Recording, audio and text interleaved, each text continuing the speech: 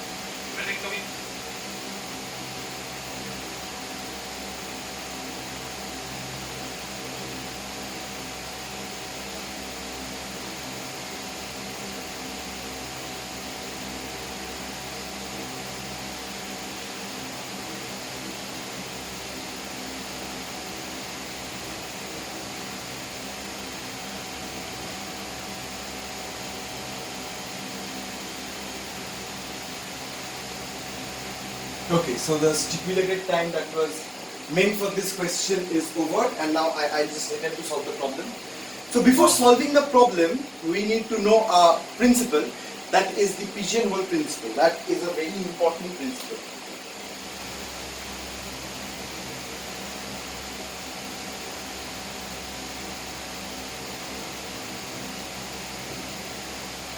So what does the pigeonhole principle say? The pigeonhole principle says, if we have n pigeons and k boxes,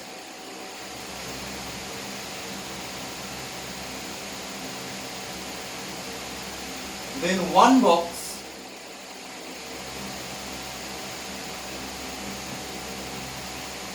must have more than one pigeons, more than one pigeon, n greater than 2.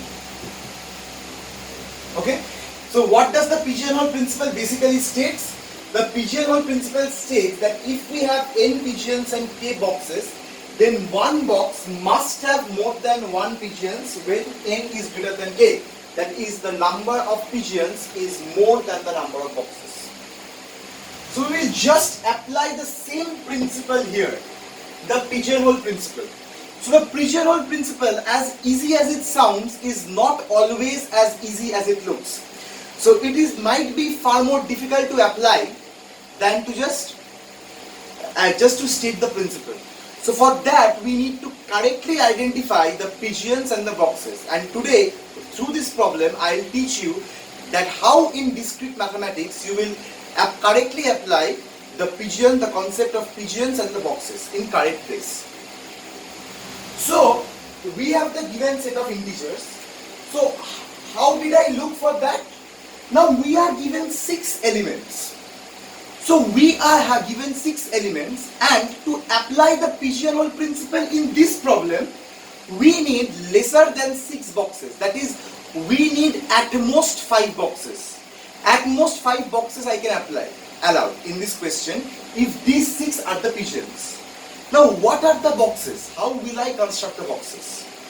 Luckily, observe that 14 times 5 is 70, isn't it? So 14 times 5 is 70. And what did strike in your mind? Exactly the thing it struck me. Because what struck in my mind was we can create 5 boxes out of the multiples of 14. How? Let's check. So one box is just 1, 2, 3, 4 up to 14. Second box runs from 15 to 28. Third box runs from 29 to 14 threes is 42.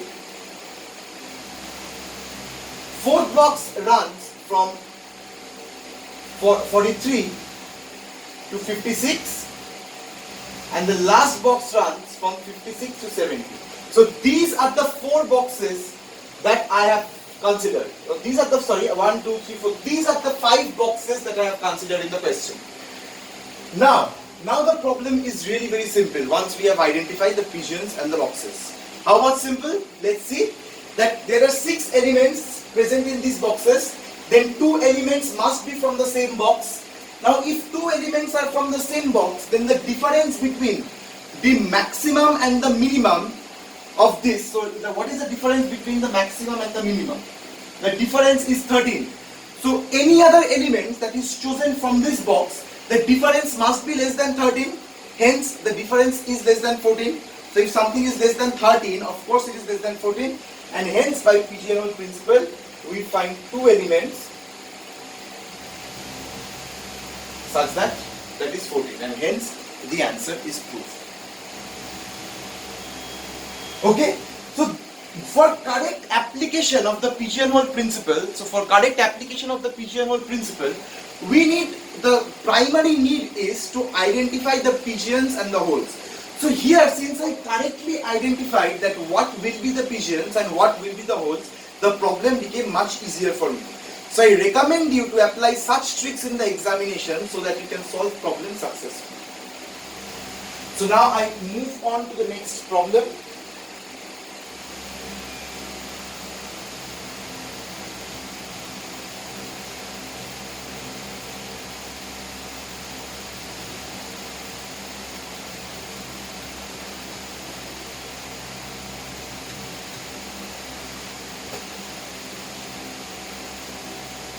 So now we move on to the next problem. So we are back with the next problem. It says calculate how many integers are there that is divisible by 2, 5 and 11 from the set 1 to 100. So that is the set given A, that is 1 to 100, and you need to calculate all the integers that is divisible by 2, 5 and 11. And as usual, I give you a short amount of time to try this question by yourself and solve it.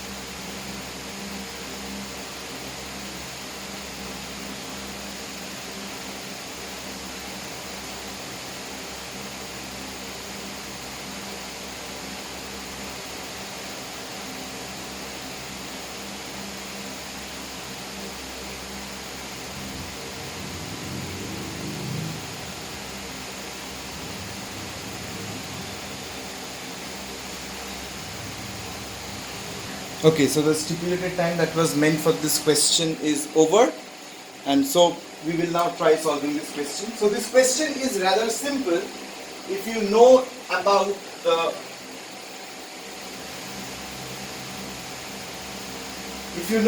the principle of inclusion and exclusion. That I usually call it as PIE. So PIE says that include what's needed and exclude what's not. So you might have heard about the set part, that cardinality of A union B union C equals to cardinality of A plus cardinality of B plus cardinality of C minus the intersections. So that is what basically is the principle of inclusion and exclusion. So we will apply it here. Now what is the number of numbers within 1 to 100 that are divisible by 2? That is just 100 by 2, which is 50. Similarly, for 5 it is 20, and for 11 it is 9. There are 9 numbers. Now let us compute for 10. So 100 by 10. There are 10 numbers. 100 by, let's say, 22. So 4s are 88. So 4 numbers.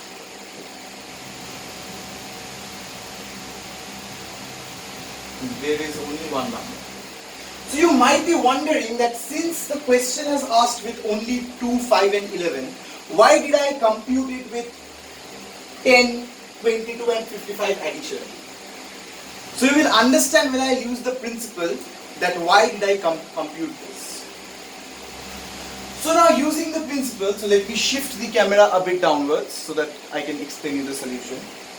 Now to get a shift of the principle, what we need is, we need numbers divisible by 2, numbers divisible by 5 and numbers divisible by 11, isn't it? But think for a minute. If we consider only these 3 numbers, then of course the problem will be, we have counted multiples of 10 here and multiples of 10 here. So we need to subtract those. Again, we have counted multiples of 22 here and multiples of 22 here. So we need to subtract those. Again, we have counted multiples of 55 here and multiples of 55 here. So we need to subtract those. So now it looks like this is indeed the answer. But no. We, while deducting, have deducted one thing if you have observed very closely. That is the multiples of 2 into 5 into 11. Isn't it? So we have missed this. But then why did not write this in the first place? This is because observe that this is nothing but n of 110, which is not in our phenomena. So we don't need the numbers, this expression 2 into 5 into 11. So now what is the answer? The answer is just 50 plus 20 plus 9 minus of, I have is 10 plus 4 plus 1.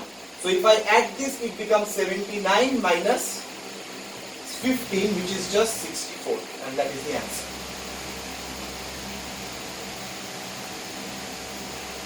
Okay, so the answer here is 64. Now in this question, what we have learned is that the inclusion and exclusion of pigeonhole principle. So like this, you see that in computer science, the inclusion and exclusion principle has large applications in computer science. What happens is that in computers we need to include something and exclude the other. So that's how the principle of inclusion and exclusion comes into play. So in this video we have learned about very new tricks, the pigeonhole principle and the inclusion-exclusion principle. So please don't restrict yourself to this video, solve problems by yourself and practice those. For an advanced study and for a serious aspirant, I strongly recommend Saurabh Sir's classes, exquisite quality study materials meant for JRF, M.Math, M.Stat, JAM and other examinations. I strongly recommend you that please get a copy of your own as soon as possible. because those questions or those pattern questions will help you to realize that how much your preparation are at par to the examinations. They have essential theory, tips and tricks, which gives you suggestions how to prepare for the examinations. And until then, goodbye, stay well, and best of luck for the examinations. Thank you for staying tuned with me, listening to video.